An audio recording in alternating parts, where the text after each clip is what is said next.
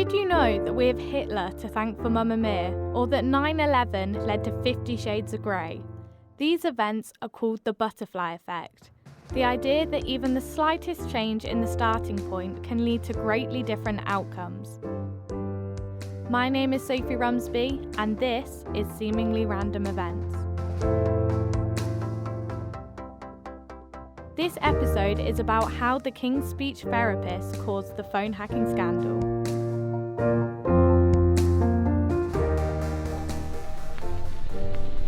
In this grave hour, perhaps the most fateful in our history, I send... If you don't recognise this speech, you surely would have heard of the Academy Award-winning film The King's Speech with Colin Firth. The speech therapist in this film was Lionel Logue, who helped King George VI overcome his stammer. But did you know that helping King George VI become a strong leader during World War II was not Lionel Logue's only achievement? He also unknowingly caused one of the greatest scandals in modern journalism. Before the King's Speech, Lionel Logue helped just a random guy at the time, Keith Murdoch, overcome his stammer. This name may ring a bell for you, as it is in fact the power-hungry Rupert Murdoch's father. But wait, we're getting a bit ahead of ourselves. Let's start at the beginning and head back to Australia in the late 1800s. In 1885, Keith Murdoch was born. Growing up, Keith developed a very bad stammer. For those of you who don't know, a stammer is a disorder that affects a person's fluency of speech. Keith's stammer made school a torture. His speech would often collapse under stress, and sometimes he couldn't even buy a railway ticket without scribbling a note. This stammer quickly became an issue when he wanted to pursue a career in journalism, which is an industry known for its reliance on communication, so you can see how this would be an issue. Keith wasn't going to give up on his dreams and was willing to do all he could to pursue his journalism passion. So my name's Sue Addlestone, and I work as a speech and language therapist. Just so that I can gather a bit more about stammers, how difficult is it to overcome one that Keith Murdoch described as humiliating? Okay, so the thing with stammering is it can start off as like a mild hesitation. As you get towards adolescence, your awareness starts to develop. And then at that point, there's a lot of behaviours such as avoidance. Now, Rupert Murdoch's dad probably avoided becoming a journalist, but there's also other types of avoidance. So, perhaps going to a party and choosing not to speak, or avoiding certain words. The success of Lionel Logue, remember that speech therapist I mentioned earlier on, had made its way to Australia, catching the attention of Keith Murdoch. Keith then decided to make the life-changing decision to up and move his whole life to London in hope of being treated by Lionel Logue. Keith was only 23 when he booked a ticket, packed his bags and said goodbye to his family. There is no exact record of Keith's personal journey, but the trip from Australia to the UK by boat would not have been nice at all, as it would have been very dangerous. Brian Hall, I'm lecturer in contemporary military and international history at the University of Salford. In terms of travel, how would he have got, because he travelled on ship, do you know anything about what that journey would have been like, or how long it would have taken? You're just starting to see the introduction of sort of steam-powered ships, sort of replacing sail. I mean, later, of course, you've got petrol and diesel powered, so that cut the journey time massively. I mean, average times, sort of at that period, you're looking at somewhere between sort of 35 and 45 days. Still quite long then. Oh, very long. Yeah, this is long before commercial air travel. So the only way to get to and from Australia and Britain is obviously via ship, via a huge sort of passenger liner. Keith Murdoch survived his treacherous journey. He arrived in London, but it would not have been like the present-day city you might be imagining. Within the UK, certainly the first half of the 20th century, I think, is sort of rocked by the legacy of the First World War and then the subsequent sort of economic depression. Britain never really sort of managed to get to grips with the effects of the depression. There were never fewer than 1 million people unemployed at any one time during during that period. Having a stammer during this time would have been a horrible experience for Keith. People's reactions to that, to stammers would have been, I think, generally unease. There'd be a lot of unease about it. I would imagine it would have been very, very difficult, certainly, given the time period, to have lived with a speech impediment. Do you know anything about what people's views towards speech problems would have been like back in the early 20th century? So, for example, now if you went into a shop and you stammered, I would reckon that probably people wouldn't like point or laugh, but maybe if you're thinking about in the 19th century, but there wasn't like the Equalities and Disabilities Act that there is now. So, maybe people would have felt it was fine to laugh at someone with a stammer, whereas now it would be considered very, very non-PC, really. In 1909, Keith made the brave decision to apply for a job at the Pall Mall Gazette. But in the final stage of the interview, his speech collapsed and so he was rejected. For people who have a speech impediment, speaking in front of people can be terrifying, and so their speech breaking down is a very common thing to happen. One of my particular patients had a phobia around any words beginning with an S. So he had like a 5-minute presentation, a PowerPoint to do at work in front of all of his work colleagues. And he spent about 2 hours the night before trying to write it out so that he wouldn't have to say any words with S when he did the presentation. After a year of waiting, Lionel Logue finally responded to Keith and took him on as a patient. If you've seen The King's Speech, you'll know that Lionel was not an ordinary speech therapist. He was renowned for his unorthodox techniques. He got patients to stretch each sound to 15 seconds, gargle with warm water, and jump around singing nursery rhymes.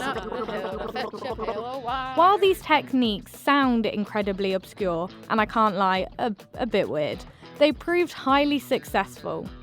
Lionel Logue lived up to his reputation and helped Keith overcome his stammer in a record-breaking time of just a year.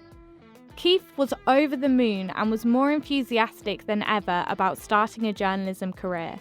So he returned to Australia in hope of climbing his way up the media ladder. Now, Keith hasn't had the best of luck so far, but after years of gaining experience, he was hired as the Australian Prime Minister's publicist, fixer and runner during World War I. Do you say the wars did help journalists? Did it provide them with more of opportunity to advance their career? Oh yeah, absolutely. I mean, journalism, or certainly the role of media in both world wars is absolutely huge. You've got populations at home who are, keen to get news as much news as they possibly can, and they need to be provided with news because no news is not good in that sense, particularly in the case of a global, big, huge global conflicts that were World War I and World War II. You don't want to create panic or rumour, and so information is vital. But there were plenty of opportunities for journalists, and not just British, across the Commonwealth itself. Yeah, because Keith actually travelled back to Australia for the war as part of the Commonwealth, or the Empire as it was known back then. War for Britain meant war for its empire. In terms of the role of media in Australia, of course, given its geographical position, isolated, I suppose, in many respects from the rest of the empire, they were absolutely dependent upon information about the war. Keith now had his foot in the door and was looking forward to a successful journalism career. This is where the story's getting a bit long, so I'm going to quickly summarise the next few years of his life. Here we go. Keith became the chief editor of the Melbourne Evening Herald. He then married the love of his life, Elizabeth Green, and had a child with her, who is none other than Rupert Murdoch. Keith was knighted, so we'll now refer to him as Sir Keith Murdoch. His health started to deteriorate, but being the workaholic he was, he refused to slow down his hectic work schedule. Jump to 1952, on the 4th of October, Sir Keith Murdoch passed away. This meant that Rupert Murdoch inherited his infamous empire, which you probably would have guessed consisted of news of the world. Rupert decided he wanted to carry on his father's legacy. So, over the next 40 years, Rupert decided to go on a little shopping spree. He buys The Sun and 20th Century Fox. He then buys 6 major television stations, introduced the Sky News Channel, and became the owner of the British Sky Broadcasting. You may be thinking this is a lot for one person to own, but somehow it was still not enough for Rupert.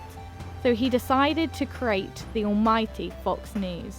Good evening. Thank you for choosing Fox 4 News. I'm Tara Having Molina. a slightly different approach to journalism, the United States has two major broadcasting empires, one being the liberal perspective of CNN and the other being the conservative-leaning Fox News. These platforms are so massive, it is obvious that Fox News has a major impact on the media in the United States. It can also be assumed that people will follow the platform that stays within their own beliefs. My name is Helen Fallon. I'm a professor emeritus at Point Park University. I'm also a journalist. I work as a copy editor at the Pittsburgh Post-Gazette. Fox News has leaned conservatively. That's why people go there to work or leave. It's one or the other. And that's why they create such huge audience. I shouldn't say create, have such huge audience. It's what people what we know about people is they'll keep going to platforms, newspapers, magazines, whatever, social media that suits their ideology and their political beliefs. The chaotic 2020 presidential election had caused a massive shift in members of Fox News. You said that Fox News was undergoing some changes. Would you mind just elaborating on that? Well, some of their longtime talent, like Chris Wallace, who was a long time, he started off, his dad was Mike Wallace, a very famous broadcaster. And he ended up moving over to Fox. He just left. He just said it was an untenable situation. He could no longer stay there. And a lot of it was over the 2020 presidential election. Everything was going well for Rupert. He was incredibly rich and powerful, some may say too powerful, but then it all takes a turn for the worse. In 2009, The Guardian released an article accusing the News of the World journalists of hacking people's phones to get information. My name is Nick Davis, and I was the special correspondent for The Guardian for years. And in that capacity, I spent something like 7 years investigating and exposing the phone hacking saga in Rupert Murdoch's company. You wrote over 100 articles and spent a large portion of time on this story. What was your motivation to pursue it for so long when it was so hard to get the truth? Murdoch's power has distorted the behaviour of the British government for years. And so you could move from this rather small crime to the way in which Murdoch power was paralysing the biggest police force in the country, and then to the way in which Murdoch power was distorting the behaviour of the whole government. It's about power. The News International phone hacking scandal was a controversy involving British newspapers owned by Rupert Murdoch. Employees of the newspaper were accused of engaging in phone hacking, police bribery, and exercising improper influence in the pursuit of stories. What sort of culture do you think that Rupert Murdoch creates within his organisations? Murdoch creates a culture of ruthlessness throughout his organisations. And that's because his demand for profit is absolutely overwhelming, and it's passed down through every level of the hierarchy. You've got to do better, you've got to deliver more so that we can make more money in the centre. I think Murdoch's interest in making money is irrational, it's pathological. I think that he's the victim of a personality disorder. Do you think that it was his pressure on the journalists that led them to actually do phone hacking and using other techniques because they just were so overwhelmed by trying to succeed and impress him? I do think that his relentless drive for profit created this hierarchy of ruthless pressure, which was passed on to those reporters so that they were driven to do whatever it took to get the information that they needed to placate him. 63 UK journalists were arrested or charged following the News of the World phone hacking scandal, including the editor Andy Coulson, who was sentenced to 18 months in prison. An investigation by the Press Gazette found that the phone hacking scandal and subsequent legal issues cost Rupert Murdoch's UK publishing business more than £1 billion, which is an incredible amount of money. Do you think, so I've been doing a lot of research into this and trying to get my head around it, it was his organisation, surely he knew it was happening, but do you think that people be naive to say that he didn't? Because his argument is that he was too far up the tree to know what was happening on the ground. Yeah. Is that true? I would say that because Murdoch is in New York, right at the top of the tree, he wouldn't have known who was doing what in criminal terms on the ground. But I do think he knew that reporters sometimes use criminal methods, and that will have been true of his people. So in general terms, he knew it. You know that at a certain point in the phone hacking saga, when the masonry was collapsing on his company's head, he went in and had a meeting with his journalists, and some of the journalists secretly tape recorded what he was saying. And he said to them, I can't see why everybody's making such a big fuss about all this. Journalists have always bribed police officers. So there you have it in his own voice. He understood in principle that his people might well be committing criminal offenses, and he was relaxed about it. He wasn't saying, I'm shocked and horrified that this was going on. He accepted it as part of the way that his journalists were behaving. Do you think he just never acknowledged it so that he could have plausible deniability? I think he's a pretty cynical man. I don't think he cared enough about the idea of his journalists committing crimes to even begin to think about whether he needed plausible deniability. The Met Police suspects 4,000 victims of phone hacking. One of these victims was the missing schoolgirl Millie Dowler, who was only 13 years old. News of the World hacked Millie's phone and deleted her voicemails, which gave her family the false hope that she was still alive. Following this scandal, on July the 10th, 2011, the News of the World published its final edition after 168 years. Shutting News of the World was a very controversial decision of Rupert's.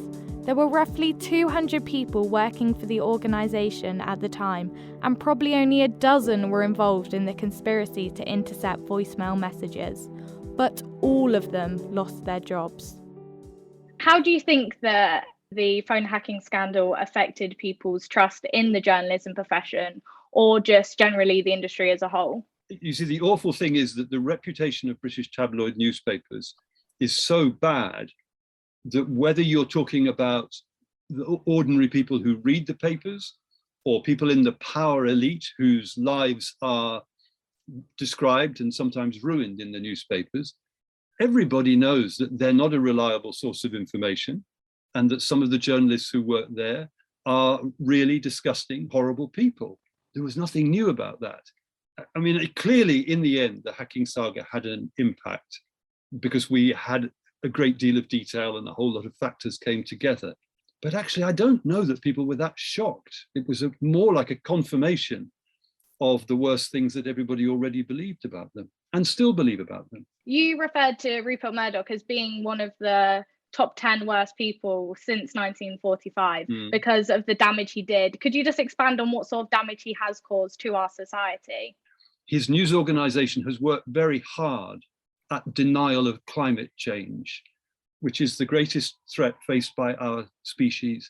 And it's awful to consider the extent to which he has slowed down the reaction of governments to dealing with that threat. Also, by pouring poisonous falsehood into the mainstream of public debate, his news organization is directly responsible for Donald Trump making it into the White House, and also to a slightly lesser extent, but nevertheless hugely responsible for the UK leaving the European Union.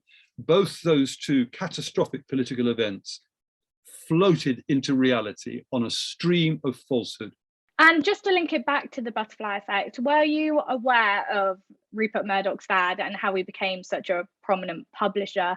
And what sort of morals do you think he passed down to his son? My understanding of Keith Murdoch is that he's a classic patriarchal figure, a bully, and quite a ruthless man who was very busy acquiring power in Australia and using it for his own good. And as a role model, that's clearly quite destructive for his son. I also think it's legitimate to ask whether a father like that ever allowed his son, Rupert, to believe that he was good enough.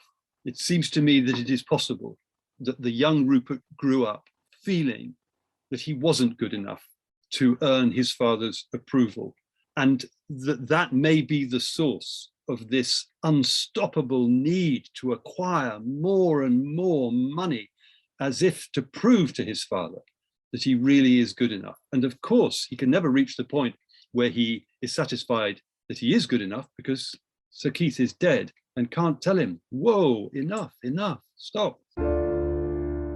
And that is where our story comes to an end. Through a twisted journey of events, we now know that without Lionel Logue, the phone hacking scandal would never have happened. Thank you and goodbye.